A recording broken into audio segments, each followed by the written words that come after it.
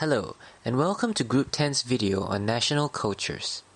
Over the 3 weeks that we spent in the UK, we noticed a variety of differences between English culture and our own cultures.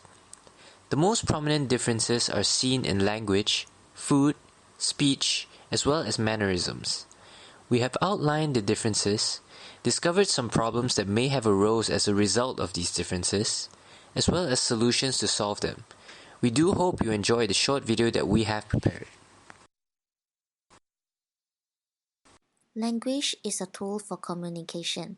Both people in Malaysia and UK speak English.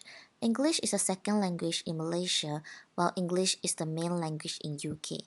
However, there are few differences in English that is being used in Malaysia and UK. English in Malaysia combined with other languages because of religion and culture. The most common language speaks by Malaysian is Manglish, a combination of English and Bahasa Melayu, which is only understandable in Malaysia. For example, if someone doesn't want to eat, he or she may say, I don't want to makan. Furthermore, Malaysian speaks English with slang as well. For example, they will say, nah, take it. I feel lazy lah. Moreover, the sentence structure form is taken from varieties of Chinese and the Malay language. People who use proper English may say, I haven't seen you in a long time. For Malaysian, they may say, long time never see you already. Traditionally, Malaysian writes and spells in British English, and Manglish is just a spoken tongue. However, Malaysian English has been strongly influenced by American English in recent decades, especially in spelling and pronunciation. Because of the influence of American English in Malaysian English, the vocabulary used is different in Malaysia and UK. For example, the same object may use different terms, such as hoodie and jumper, French fries and chips, pants and trousers. In UK, modern British English is being used to communicate. Their pronunciation and accent is more correctly. Beyond the basic level conversation, people who are truly fluent in English may find it hard to understand Malaysian English. For some Malaysian, they may have difficulties with understanding British English because of the accent, even though Malaysian English supposedly follows the British standard. Therefore, it is better to think carefully before you say. To avoid any miscommunication, we can use simple words to deliver meaningful meaning. There is a huge difference of food habit between UK and Malaysia.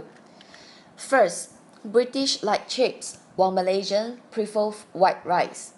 For example, fish and chips in the UK and nasi lemak in Malaysia. Secondly, they will be eating fruit right after main course for almost all meals. While in Malaysia, we do not really serve food. As far as drink is concerned, British like juice, coffee, and tea, while Malaysian like soft drink and milk tea. Besides, there is tea time in UK, and they have heavier breakfast compared to Malaysia. As we have different style of food habits, we have to spend few days or even weeks to get used to it. On the other hand, we normally eat white rice instead of chips, and the choices of dishes are limited. So it caused some problem to us, but luckily we were able to adapt to it. There are some solutions to solve our problems.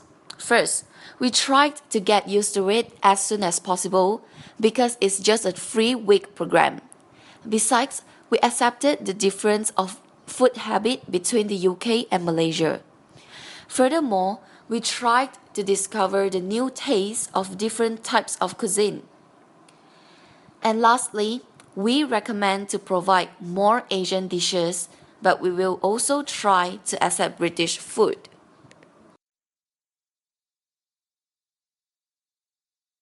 In UK, the people are generally more direct when communicating. In other words, they have an assertive approach to communication. Their words represent their feelings and intention clearly and directly.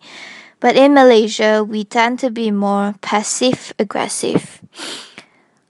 Most of us learned to be passive aggressive from young because at home, Malaysian parents prefer children to be obedient, and in most schools, teachers prefer students who are compliant and do not assert their own opinions. As a result, Malaysians find it difficult to approach and confront others directly. We also become defensive upon encountering assertive comments about ourselves. After our experience in the UK, we learned that we can express our feelings in a non-blaming and respectful way. Assertiveness can actually help cultivate authentic relationships through honest communication.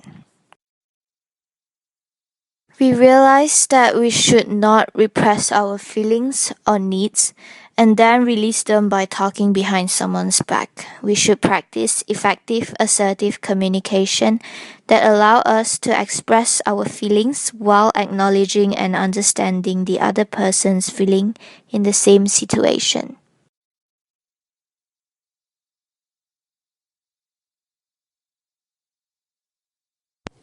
English people place considerable emphasis on punctuality.